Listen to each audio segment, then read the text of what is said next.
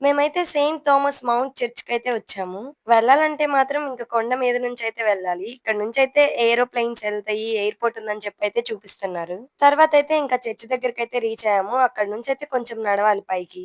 ఇక్కడ నుంచయితే మనం ఎయిర్‌పోర్ట్ చూడొచ్చనమాట. ల్యాండింగ్ అండ్ టేక్ ఆఫ్ 2 చూసాము. చెన్నైలోనే సెయింట్ థామస్ చర్చెస్ 3 ఉన్నాయి. ఇంకా అవి చాలా ఫేమస్ అనమాట. లాస్ట్ టైమ్ మేమైతే ఒక చర్చ్‌కెళ్ళాము. ఇప్పుడొచ్చేసరికి ఇక్కడికొచ్చాము. కానీ నిజంగా చర్చ్ అయితే నాకు చాలా నచ్చింది.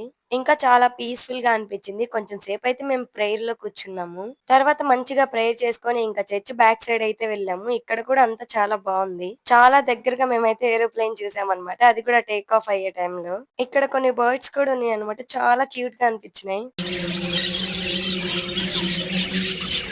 తర్వాతేమో ఇంకా ఇన్ఫర్మేషన్ మ్యూజియంకయితే వెళ్ళాము. ఇక్కడైతే చాలా ఇన్ఫర్మేషన్ ఉంది. ఇంకా అప్పుడు యూజ్ చేసిన కొన్ని థింగ్స్ కూడా ఉన్నాయి. కొన్ని వీడియోస్‌లో చూసే కన్నా సరే రియల్‌గా ఎక్స్‌పీరియన్స్ చేస్తే ఆ ఫీలింగ్ వేరే ఉండిద్ది. ఇంకా ఇక్కడ చిన్న చిన్న బోన్స్ కూడా వాళ్ళు స్టోర్ చేశారనమాట. ఇంకా అక్కడ దాని గురించి మ్యాటర్ కూడా ఉంది. సో, థామస్ గారైతే ఇక్కడికొచ్చి ప్రేయర్ చేశారనమాట. సో, ఇక్కడ మంచిగా ప్రేయర్ చేసుకొని ఇంకంతా చూసేసి మేమైతే అక్కడి నుంచి రిటర్న్ స్టార్ట్ అయిపోయాము. చెన్నైలోనే ఫేమస్ అయిన బిలాల్‌లో ఇంకా మేము మటన్ బిర్యానీ అయితే తీసుకున్నాము. టేస్ట్ అయితే అసలు వేరే లెవెల్ ఉంది. కానీ హై కాస్ట్ అనిపిచ్చింది. Follow for more. By by.